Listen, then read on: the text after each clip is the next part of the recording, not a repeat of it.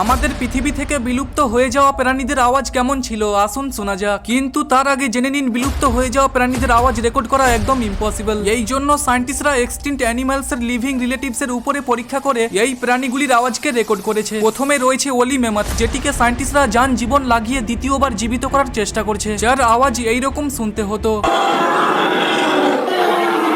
Next সমুদ্রে বসবাসকারী মোসাসোরাস, যে প্রায় 66 মিলিয়ন বছর আগে পৃথিবী থেকে বিলুপ্ত হয়ে গেছে। আর যেই প্রাণীটির পছন্দের শিকার ছিল শার্ক, তার আওয়াজ এইরকম শুনতে হতো।